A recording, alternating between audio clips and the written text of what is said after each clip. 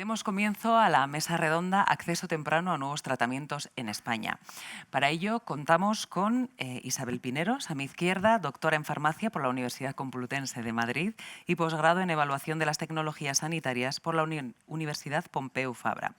Más de 2 décadas de experiencia en todos los ámbitos relacionados con el desarrollo y acceso del medicamento, miembro vocal y secretaria en la Comisión Interministerial de Precios de los Medicamentos. Desde el 1 de febrero de 2021 es directora del nuevo Departamento de Acceso de Farmaindustria. Bienvenida. Buenos días. Encantada. A mi derecha, Marian Corral, licenciada en Publicidad y Relaciones Públicas y con diferentes másteres en Comunicación, Relaciones Interinstitucionales y Gestión de Asociaciones. Actualmente es la directora de la Asociación Española de Laboratorios de Medicamentos Huérfanos y Ultrahuérfanos, AELMU. Buenos días. Buenos días, Marian.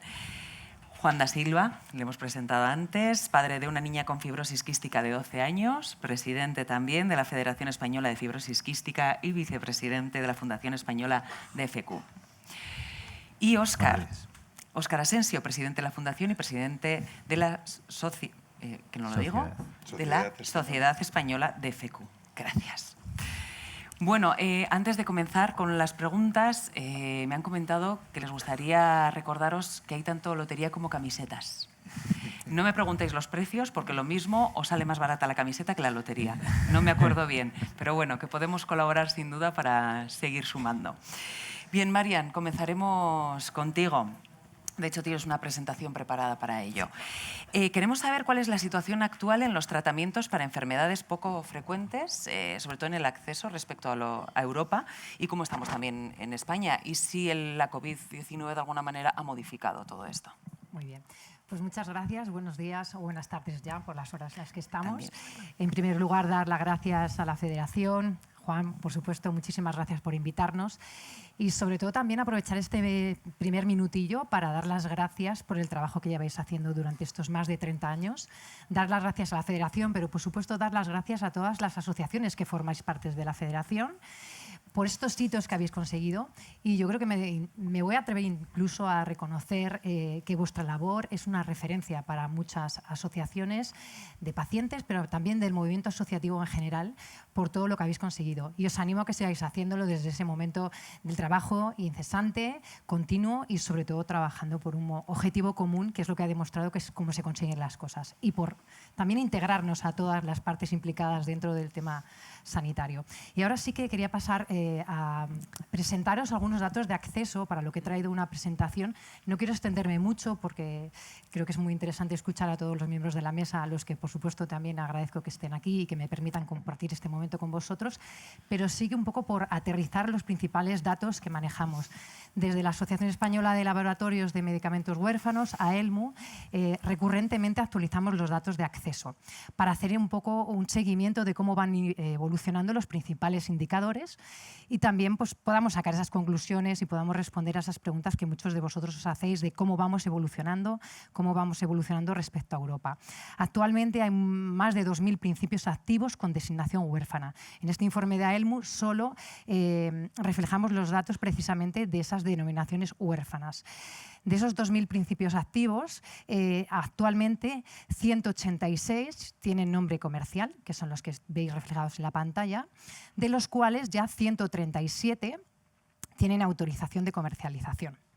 Vale, eso es con respecto a Europa. Ya sabéis que es un requisito imprescindible para traer cualquier medicamento a cualquier país de la Unión Europea que tenga esa autorización de comercialización. A España, de esos 137, han llegado 116. Lo medimos en base a la solicitud de Código Nacional, que es algo que solo depende de la voluntad de los laboratorios. Son los laboratorios los que se encargan de solicitar ese Código Nacional. ¿Qué pasa después? Llegamos a la fase de financiación. Ahí el número baja un poquito, como podéis ver. Actualmente estos datos están actualizados a 31 de agosto.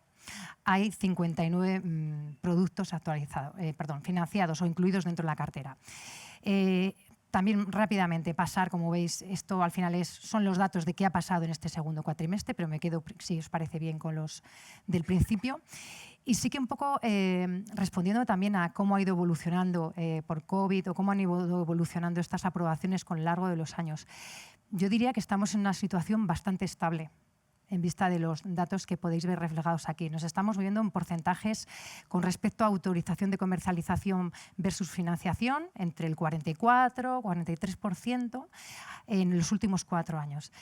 Vemos, por ejemplo, una bajada en 2020, que posiblemente pues, podamos achacarlo al COVID, pero puntualmente, porque si os fijáis, la media tampoco es que haya bajado o ha subido demasiado. Nos movemos, en cualquier caso, no hemos pasado nunca del 45%, o incluso si nos centramos ya en solo los que han llegado a España con ese código nacional versus los que se financian, a duras penas hemos pasado el 50% de los productos financiados. Y también es importante recordar un dato, porque se ha hablado mucho de los 14 medicamentos que se han incluido en el Sistema Nacional de Salud en el 2021. Es verdad que es una cifra muy positiva en términos absolutos, son 14, pero es verdad que pasamos o veníamos de una situación muy complicada y veníamos de una situación en la que creo recordar que unos 5 o 6 medicamentos solo se incluyeron en el 2020, también posiblemente por COVID, sí, pero al final yo creo que este incremento que hubo en el 2021 ha supuesto una media y ha supuesto una recuperación, pero de un ritmo que desde luego desde AELMU creemos que puede ser bastante mejorable. Y luego también recordar otra cosa, y es que aunque se diga que se incorpora un nuevo producto a la cartera, no significa que todas las indicaciones bajo las que está aprobado ese producto se incluyen en la cartera. Hay indicaciones que tienen propias restricciones dentro de la propia indicación y hay algunas indicaciones que no se incluyen. De ahí ese 47% que veis ahí, ¿no? Que ese 47% refleja el porcentaje de medicamentos que están financiados con restricciones. También es otro tema importante que debemos mejorar. Y luego también, por último, aunque la presentación tiene más slides, pero quiero ajustarme al tiempo, creo que es importante también el tiempo de espera. Ha salido durante toda la mañana y es un tema que obviamente nos preocupa muchísimo. Estas medias de tiempo se sacan en función de los productos que se financian ese año. Si os fijáis, pues efectivamente los 33 meses de espera de los 6 productos que se financiaron en el 2020 son inasumibles.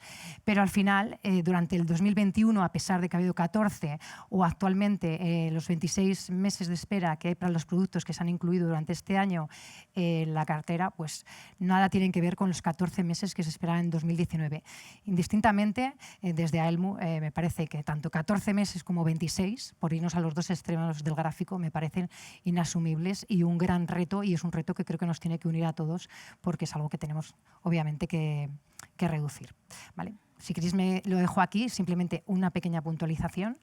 Es algo que también nos preocupa y tenemos que poner encima de la mesa y quizá alguien se haya fijado, es decir, ¿qué pasa o cómo han ido evolucionando esos porcentajes de medicamentos que, a pesar de tener autorización de comercialización, no han llegado a España? Y es un KPI que desde AELMU medimos y es un KPI que, de todos los que hay en el informe, ahora mismo es uno de los que más nos preocupa, sin menospreciar a los demás, porque hemos visto que ha sido el que más ha incrementado. Si nos comparábamos con 2019, más o menos el 91% de los productos que tenían autorización de comercialización en Europa llegaba a España. Y actualmente ese porcentaje ha bajado 6 puntos, estamos en un 85%. Es decir, podríamos plantear también una reflexión, qué ha pasado y cómo está afectando para que la llegada de nuevos productos, esa llegada de la innovación a España haya frenado su ritmo y quizá España esté dejando de ser un país prioritario para la llegada de innovación. Esto lo dejo ahí, si os parece bien. Muchas gracias. Muchas gracias, Marian.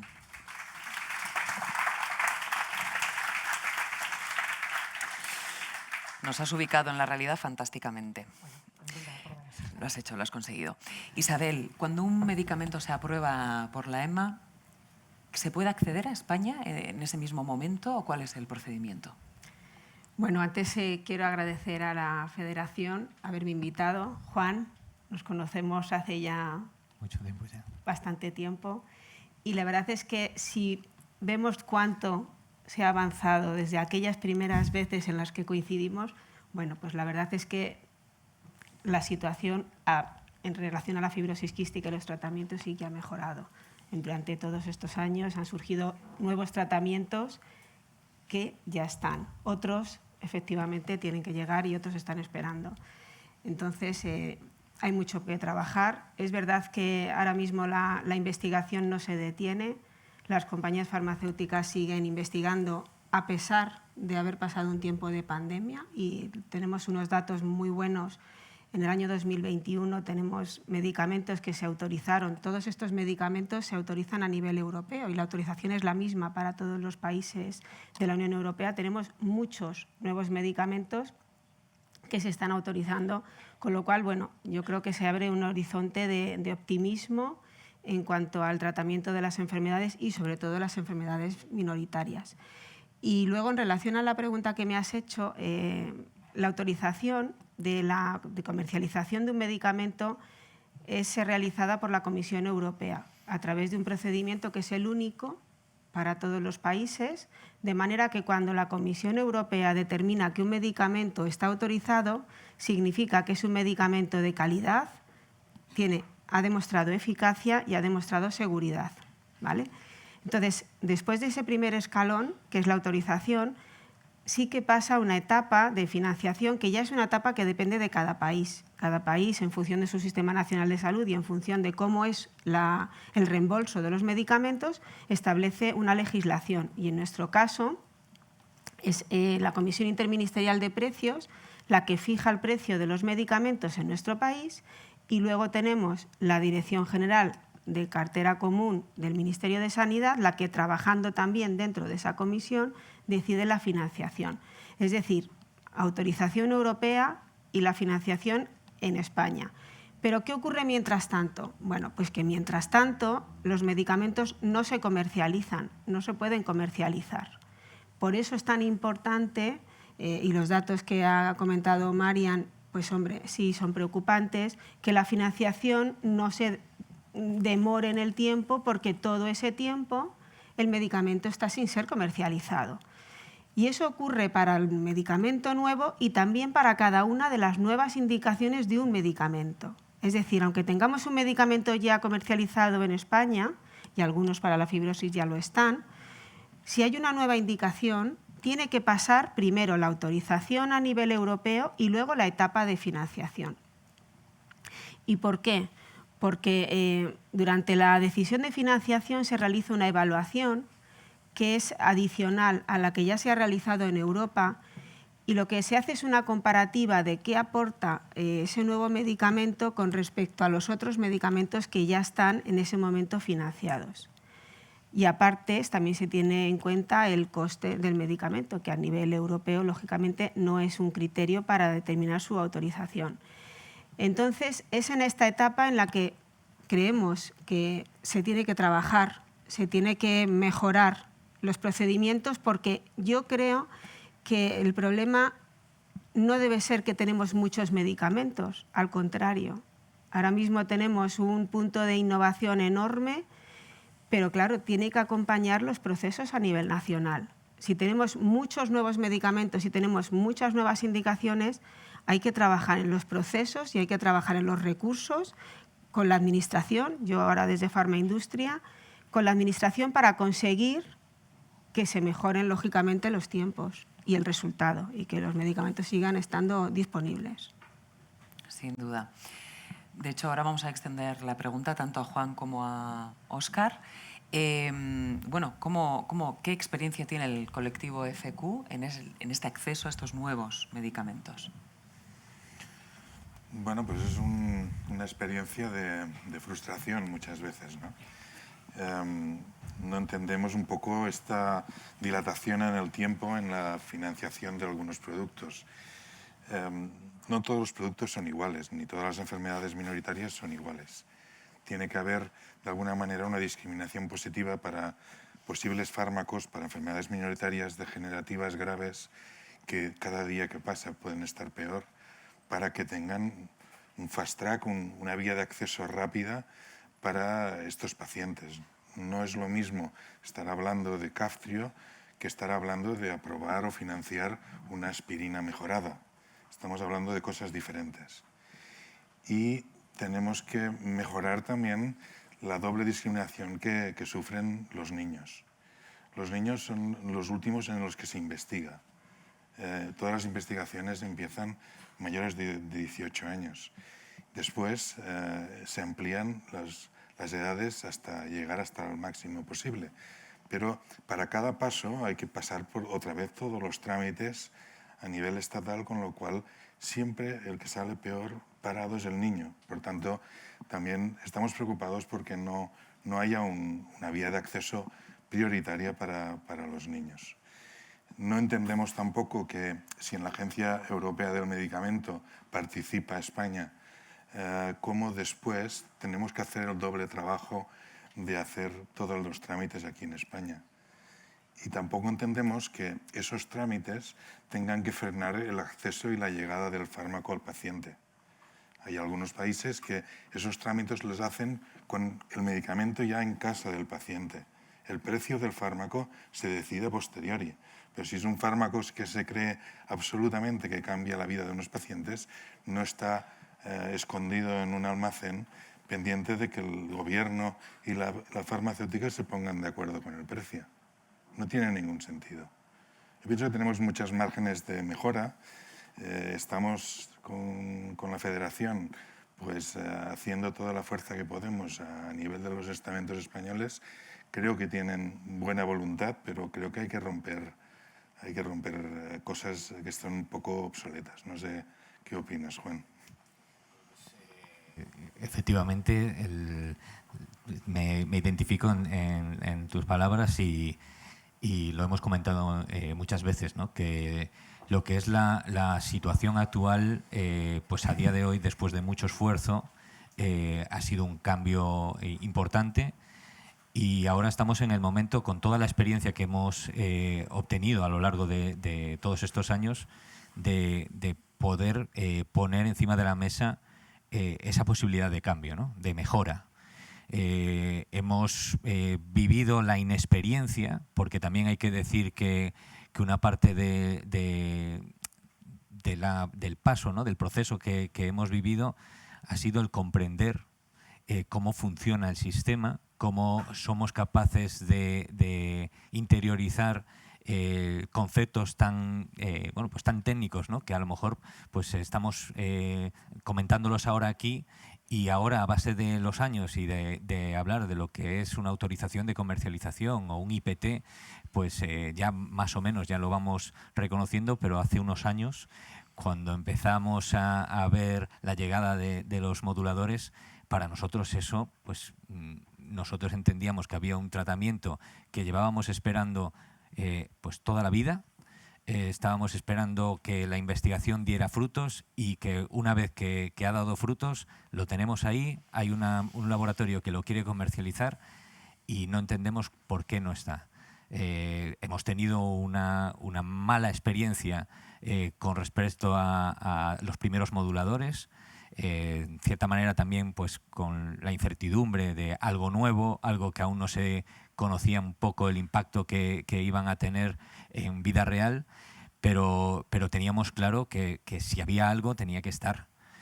Y bueno, pues nuestra experiencia fue que bueno, pues los datos que enseñó ahora Mariam se quedan pues bastante cortos. Estamos hablando de que Orkambi nos hemos pasado más de 36 meses a la espera de una resolución por parte de la Comisión Interministerial para fijar un precio y poder comercializarlo en España. Eso nos ha hecho organizarnos y un poco pues coordinar todo el esfuerzo que se ha hecho a lo largo de estos años entre todos, asociaciones de pacientes, todo el colectivo, y sobre todo también pues el empezar a entrar en contacto con la administración, con el aprender también de la mano de la propia administración el cómo funciona todos estos pasos, y una vez que conseguimos entender cuáles los pasos que hay que seguir, pues empezar a trabajar para poder atajar y sobre todo llegar a aquellas personas que toman la decisión para que realmente estén sensibilizados, ¿no? Yo creo que ahí hay una parte importante de mejora, que es en más de un foro hablando de temas de acceso para otras patologías, se habla siempre del paciente, el paciente activo, el paciente en el centro, el paciente, pero estamos, pero al mismo tiempo no estamos. Se nos tiene en cuenta y al mismo tiempo no se nos tiene en cuenta. En determinados foros en donde se debe de transmitir pues lo que un papel no es capaz de transmitir, deberíamos de estar ahí y deberíamos de poder participar y después las tomas de decisiones que la tomen, pero con esa información. Creemos que es importantísimo que nos escuchen, que tengan en cuenta que lo que pone el valor en una gráfica muchas veces no se refleja con la realidad y es mucho más. Y sobre todo también, pues no solo escuchar a la parte del colectivo de pacientes, sino también a nuestras sociedades científicas que tienen también mucho que decir, porque también al final viven el día a día con nosotros y saben lo que puede llegar a proporcionar. Sin duda, se me ocurría que además paciente viene de paciencia, pero aquí no podemos tener más. Hemos tenido mucha. Hemos tenido mucha, ¿verdad? Ya no podemos tener más. Tenemos el tiempo en contra. Y respecto al tiempo te quería preguntar, Marian, y es respecto a otros colectivos, ¿cómo se manejan estos tiempos? Respecto al colectivo de FQ, en este acceso a los tratamientos, ¿es diferente? ¿Hay que esperar más? ¿Hay que esperar menos? Bueno, yo creo que no es un tema de patología, sino que es un tema de, como habéis dicho, de cómo está armado el sistema, cómo se financia un medicamento huérfano. Pero sí que es verdad que hay ciertas patologías que, por ser más degenerativa, el tiempo apremia y es súper importante que se tenga todavía más en cuenta. Entonces, al final la solución yo creo que pasa como lo que comentabais. Hay que cambiar las cosas, porque desde luego el tiempo es X para la administración, un tiempo es X para una industria farmacéutica, pero desde luego el valor del tiempo, lo más importante es el tiempo que es para el paciente y lo importante que es que reciba el tratamiento lo antes posible, porque también sabemos que no es lo mismo, o sea, que el deterioro que se produce en el tiempo muchas veces también va en contra de la efectividad del tratamiento. Entonces, por supuesto, o sea, el tiempo es fundamental, o sea, es algo que no es, pero obviamente las patologías que son más degenerativas y que apremia mucho más, si me lo permitís. Lo que pasa es que hay que buscar el sistema que agrupe, quizá a lo mejor es la clave, ¿no? Buscar este sistema nuevo de financiación, un early access, poniendo sobre la mesa ese sistema que refleje las necesidades que tienen las patologías. Y obviamente todas las patologías no son iguales. Entonces, para fibrosis quística, por supuesto, también, que es clave. Sin duda. Isabel, ¿qué pasos se necesitan dar en España para que esté disponible un tratamiento? ¿Cómo funciona? Madre mía, ahora hay... Tenemos que aprovechar que estás aquí. Bueno, pues ahora la verdad es que los pasos son bastante tortuosos y complicados. Lo que está claro es que hay que animar a la Administración a que haga una simplificación obligatoria de los pasos. Pero ya no solamente con el proceso normal, sino también con el proceso acelerado, cuando tú tienes un medicamento que tiene un beneficio claro para el paciente y el paciente no tiene por qué esperar a que haya 4 o 5 idas y venidas entre la Administración y la compañía farmacéutica a ver si se ponen de acuerdo. Francamente, ahora mismo hay demasiados pasos. ¿Cuáles son esos pasos? Tenemos la autorización europea y ahora mismo se ha decidido que se haga un informe de posicionamiento terapéutico. Un informe de posicionamiento terapéutico que en este momento se ha vinculado al proceso de financiación, pero se ha vinculado de tal manera que si el informe de posicionamiento terapéutico no ha finalizado, el proceso de financiación no continúa. Y claro, cuando tú tienes que hacer un informe de posicionamiento terapéutico, participan muchos agentes, hay toda una red de expertos, nos dice la Administración, que participan de las comunidades autónomas, elaboran un informe que decide cuál es la posición que tiene el medicamento respecto a los medicamentos que están en nuestro Sistema Nacional de Salud y le manda un borrador a la sociedad científica, a los pacientes y a la compañía farmacéutica. Emiten comentarios y sí que es verdad que en esos comentarios no se explica, la Administración no explica por qué no los acepta. Y es cierto que a veces ocurre que hay un cambio en ese informe de posicionamiento terapéutico que ha ocurrido después y que tanto la empresa, o sea, el laboratorio, como la sociedad científica, como los pacientes lo desconocen, no lo entienden. Después de tener ese informe de posicionamiento terapéutico es cuando ya la administración se pone en contacto con la empresa para acordar cuál es la mejor manera de financiar el medicamento. Pero claro, todo esto es mucho tiempo que transcurre. Ya ha explicado Marian, además, los indicadores que hoy por hoy son indicadores que son muy largos. Entonces, claramente, esos medicamentos tienen que estar antes. Tienen que estar antes porque hay pacientes que los necesitan ya y no tienen por qué estar esperando. Entonces, hay que apostar por un cambio de sistema, hay que apostar por un acceso temprano, por un proceso acelerado y además, nosotros desde Farmaindustria sí que proponemos que los pacientes y los clínicos son los mayores expertos de la enfermedad y tienen que ser incluidos dentro del proceso. No tiene a lo mejor por qué estar dentro de la comisión, que es lo que decide y la que habla de los precios, no, pero sí que tiene que existir un comité donde los pacientes y los clínicos sean consultados sí o sí. Porque hay muchas veces, y lo ha explicado Juan, que un medicamento que tiene una variable de eficacia X puede tener otras variables de eficacia que son muy importantes para el enfermo y no se están teniendo en cuenta. Y eso el propio paciente sí lo entiende y, por supuesto, el clínico también. Y ya no hablamos solo de medicamentos específicamente para la fibrosis, sino para todos los tratamientos que acompañan a la fibrosis. Hay necesidad de antibióticos, hay muchos otros medicamentos que acompañan al control de la enfermedad y que, lógicamente, es tiempo. Y el proceso es largo, pero entre todos tenemos que conseguir que se mejore. Sin duda, pero es muy importante, como has puntualizado, que sí que hay que formar parte también de ese proceso, ¿no? Tenemos que formar parte de ese proceso. Y respecto a un poco también, siguiendo con este tema del tiempo, ¿no? ¿Consideráis, Juan, Óscar, que el acceso ha sido ágil a la financiación? Y a la vez también, lo sé, tengo que preguntarlo. También me gustaría preguntaros eso, a los nuevos moduladores a día de hoy, el acceso también, ¿qué ha hecho el colectivo FQ para conseguir este acceso? ¿Ha facilitado este acceso? Bueno, no, la respuesta es evidente, ¿no?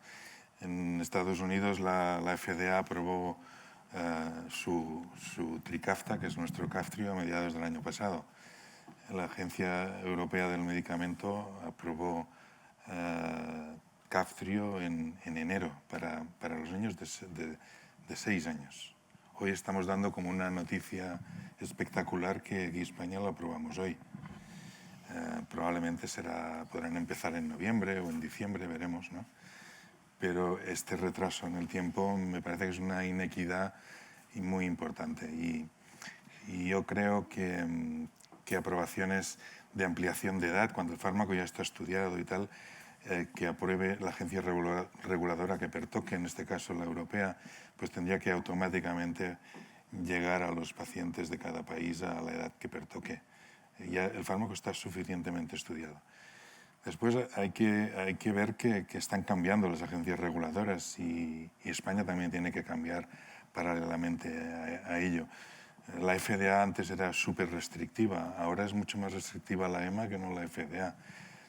Para enfermedades minoritarias, y ya no hablo de lo minoritario que son este 30% de pacientes, de personas que tienen mutaciones raras.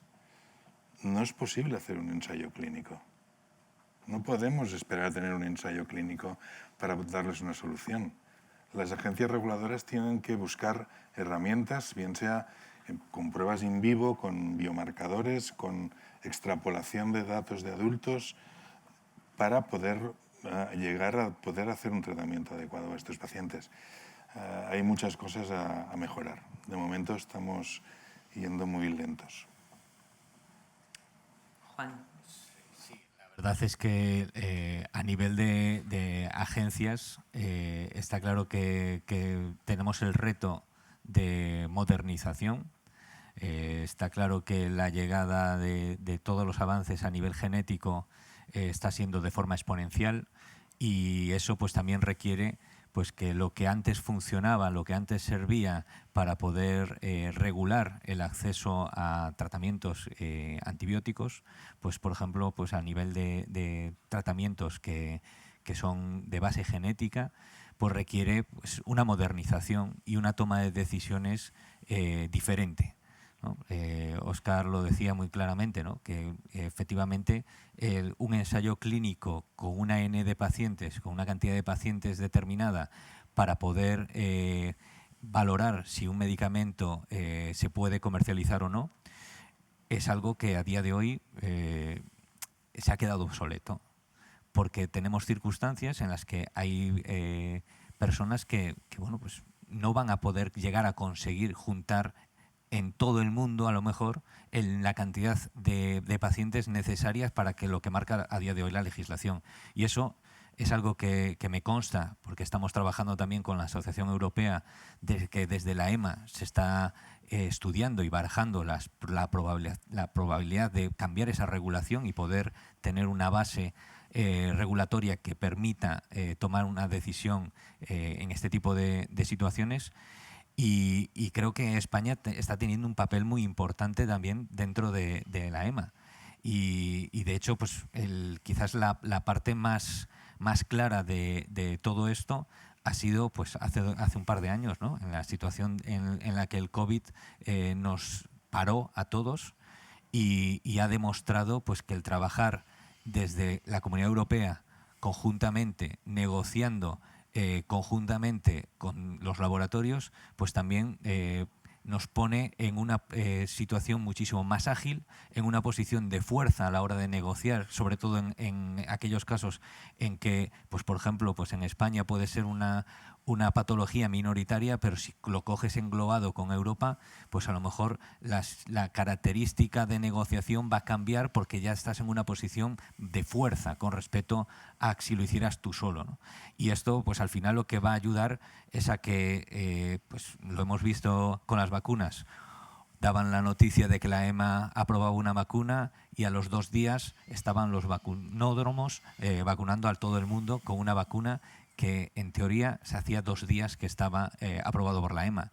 Eso demuestra que si hay la intencionalidad de poder hacerlo, pues, se puede hacer, es realidad, es un hecho, no ha sido una cosa aislada, se ha hecho en más de una ocasión. Y creo que el camino hay que andarlo a través de estas experiencias, estas buenas experiencias que nos ha traído pues, esa desgracia que ha sido el COVID, ¿no? Que siempre de lo malo siempre podemos sacar algo bueno y está claro que en este caso, con algo tan patente como es el tiempo, que a todas las personas que tenemos una enfermedad en nuestra familia, pues si hay una alternativa, lo que es primero que cuenta es el tiempo, ¿no? Y el tiempo, como bien decía Marian y Isabel, el tiempo en la administración, el tiempo para el laboratorio muchas veces es muchísimo más desvirtuado con respecto al tiempo que tienen las personas que están padeciendo una enfermedad. De hecho, ahora también quería preguntarte, Isabel, sobre la financiación. Sabemos que España acuerda en el CIPM la financiación de los medicamentos. ¿Cómo es? ¿Cuál es el proceso para que se financie un medicamento y cómo podemos agilizar esto? Bueno, ahora mismo el proceso es la compañía presenta un dossier donde resume cuál es el valor del medicamento, valor desde el punto de vista terapéutico, o sea, qué es lo que aporta para la enfermedad, y también hace una propuesta inicial de precio. Pero el precio es acordado y es determinado por la Comisión Interministerial.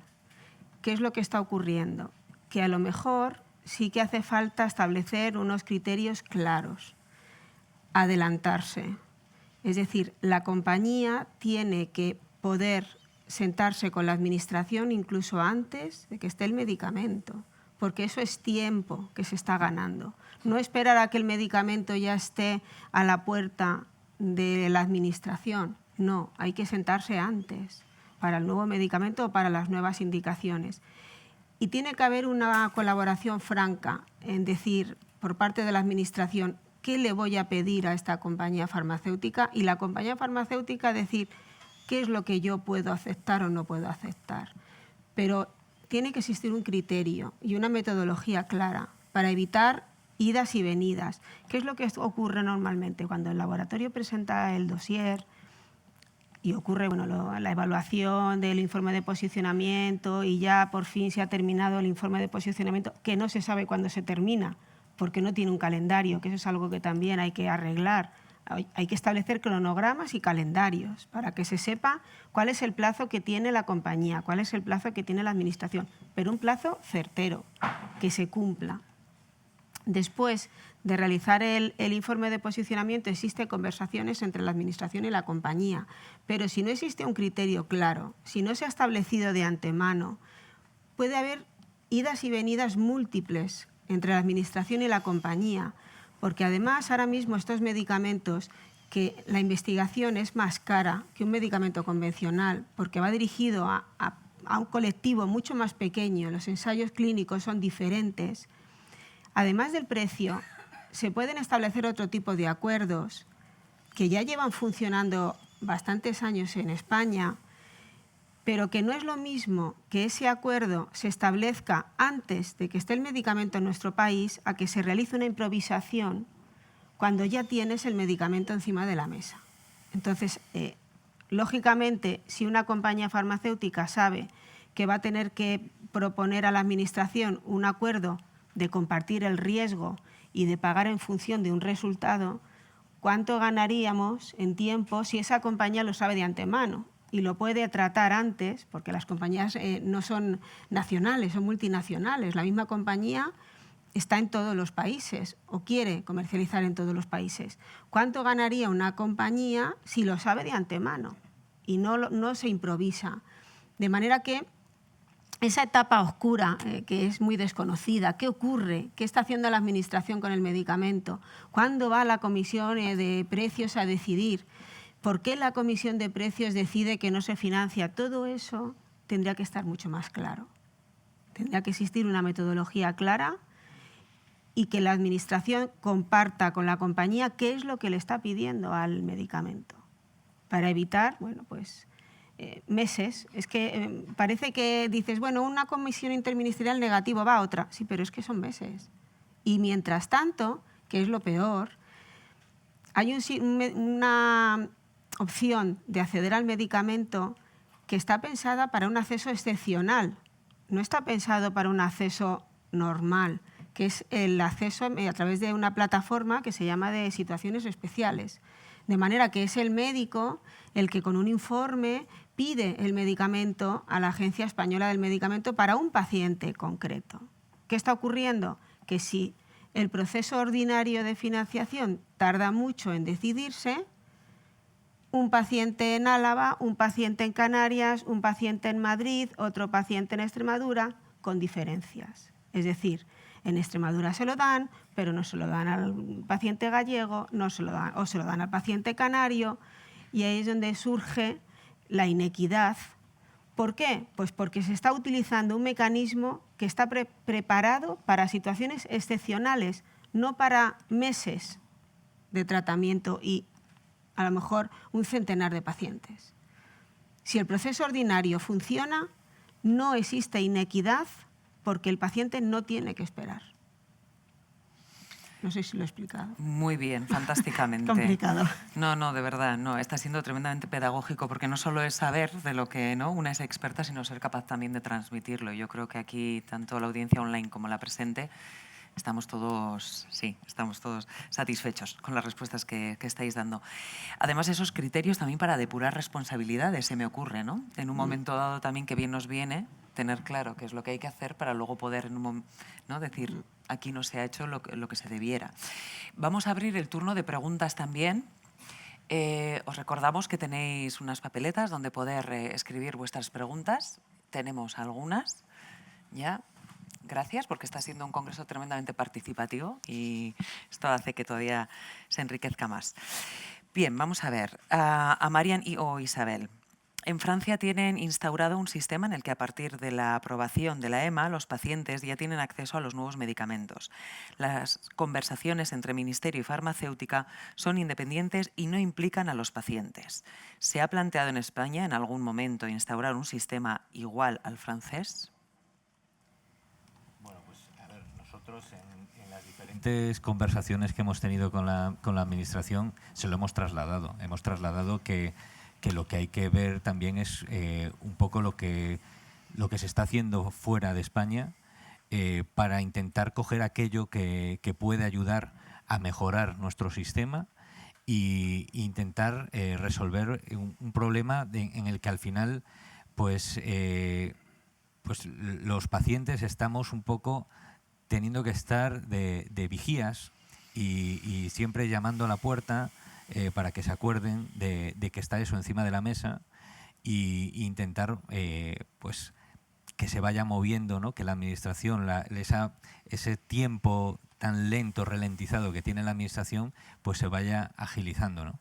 El año pasado nos pasó, nos ha llegado un momento en el que estábamos rodeados de países en donde la triple terapia estaba accesible por toda Europa, por prácticamente toda Europa, y España seguía sin empezar la negociación con el laboratorio.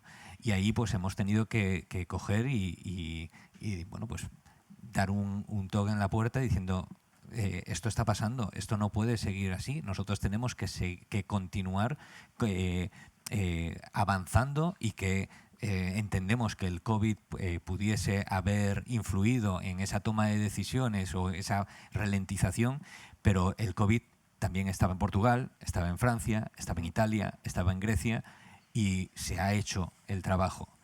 Y bueno, pues eso creo que la Administración lo ha cogido el testigo, se ha dado cuenta de que esa situación era insostenible y bueno, pues prueba de hecho es que los tiempos que hemos vivido desde los primeros moduladores a los últimos, estamos viendo una reducción en ese plazo, ¿no? En ese intervalo de tiempo que tardan en llegar a conseguir un acuerdo de financiación. ¿Qué es lo que pasa? Que nosotros creemos que no es nuestro papel el tener que estar haciendo este tipo de seguimiento o de bueno, pues el estar avisándoles constantemente de que esto no se cumple, ¿no? Como decía Isabel, falta transparencia. Nosotros tenemos que estar siempre indagando, hablando con todas las partes para poder tener una radiografía clara de cuál es la situación en cada momento y en dónde se está parando el proceso, para poder actuar. Eso debería de estar claro, debería de estar protocolizado, con unos tiempos, unos plannings y que bueno, pues se actuara en aquellos en donde por motivos X pues, no se esté cumpliendo para conseguir pues, que los plazos de negociación sean los adecuados. Creo que es importante también que como bien decía Isabel, esas negociaciones se hagan previas.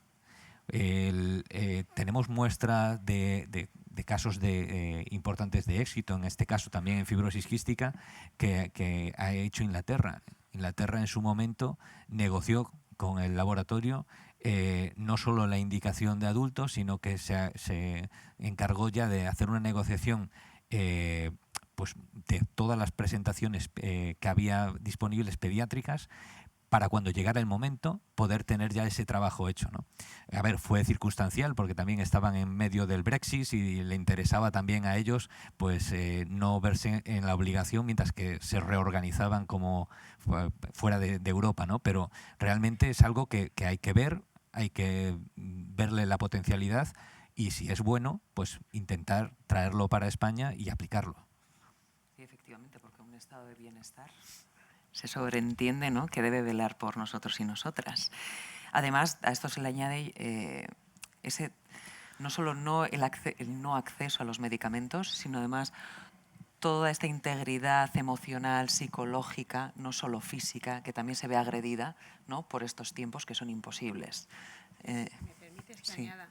Es que el paciente no tiene que ser el dinamizador. No tiene que ser necesario que esté el paciente dinamizando a ver en qué pelota se encuentra el partido. No, esto tiene que ser predecible, hay que adelantarse y tiene que estar perfectamente organizado. Y al paciente hay que darle una explicación, pero no hay que meterle dentro del para que esté de dinamizador. Pues ahora me han dicho que está en la agencia, voy a ver a la agencia. Ahora me han dicho que está en la compañía, no puede ser, no puede ser. No puede ser. Al paciente hay que darle los medicamentos y ya está. Por los pacientes, Hombre, claro. tanto los profesionales como otros colectivos, no se nos hace caso. Por eso hay que ir juntos. Pienso que tenemos que aprender a ir juntos e intentar involucrar a la administración en este juntos. No solo nosotros, sino también a la administración y a la industria farmacéutica. Yo entiendo que el Ministerio intente velar por conseguir el mejor precio posible, justo, pero el mejor precio posible, porque finalmente lo pagamos entre todos, pero no se puede aceptar estos retrasos. Tampoco tiene mucha lógica, quizá, hacer perder el tiempo a profesionales que ya van sobrecargados de faena haciendo una recogida de datos para un pago por resultados, cuando el medicamento que estás utilizando está claramente demostrado que es eficaz, y que el recoger todos esos datos probablemente lo único que hagan es sobrecargar la faena del profesional y poco servicio tenga. Por eso hay que ser flexible y tener diferentes modelos para diferentes enfermedades, para diferentes colectivos, para diferentes medicamentos incluso, pero bien diseñadas, transparentes y con unos plazos predecibles.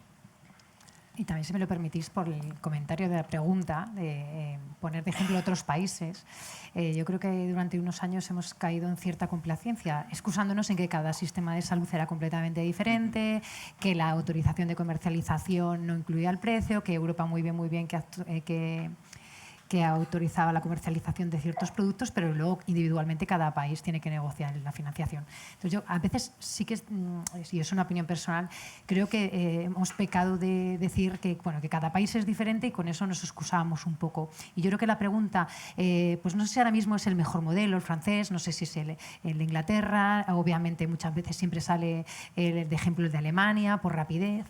El caso creo que al final es aprender, ser capaces de aprender lo que se ha hecho bien en cada uno de los países, igual que muchas veces ponemos de ejemplo a España, siendo el país donde más ensayos clínicos después de Estados Unidos se hace. Entonces, si nos enorgullecemos de que España sea un país pionero en investigación y donde más números de ensayos clínicos se ponen en marcha a nivel mundial, pues también seamos capaces de reconocer esas áreas de mejora y a lo mejor pues coger, a lo mejor no todo lo bueno o lo malo o lo regular de un sistema, sino coger un poco y aprender y reflexionar también todos, reflexionar los pacientes, reflexionar los clínicos, reflexionar la industria farmacéutica y reflexionar la administración en una mesa en la que yo creo que nos tendríamos que sentar todos con la obligación de no levantarnos de la mesa hasta que no encontrásemos la solución. Y yo creo que así, quizás suene un poquito radical, pero es verdad que al final, es decir, tenemos diferentes intereses, nos sentamos en la mesa, lo ponemos encima de la mesa, pero el objetivo es común, ¿no? En la silla, perdón, dejo en la mesa en medio, María. Sí, en la mesa ponemos donde quieras, los intereses. María. Ya que nos ponemos en plan radical, nos podemos sentar donde queramos. Pero nos sentamos todos. O nos ponemos de pie, pero conseguimos que de la habitación donde estemos hagamos con un objetivo y unas buenas prácticas, porque los intereses, desde luego, son diferentes, pero el objetivo no. Voy a hacer una última pregunta, sí, porque el tiempo apremia, pero creo que va a colación de todo esto que estamos comentando y por eso me gustaría que de forma breve la contestemos. Se plantea la Unión Europea ampliar a otros medicamentos la estrategia de compra conjunta que ya ha llevado a cabo en las vacunas frente a la COVID, porque se evitarían los abusos que muchas veces se cometen las farmacéuticas en los procesos de negociación de la financiación. Pues es una pregunta que hay que preguntarle a la Administración. Francamente. Claro, es que, a ver, yo creo que eso es un tema que realmente se tiene que poner encima de la mesa y bueno, pues el tratar a nivel estratégico, el ver si realmente para España, en este caso, es interesante el poder optar a tratamientos poco frecuentes, o sea, para colectivos poco frecuentes, esa negociación. Creo que ahí hay una parte que se tiene que poner en valor, hay que poner en valor lo que hemos aprendido en esta pandemia al respecto y bueno, pues lo que son demandas ya de hace muchos años por parte del colectivo de enfermedades, de enfermedades raras o poco frecuentes, viene precisamente desde ese punto de vista, ¿no?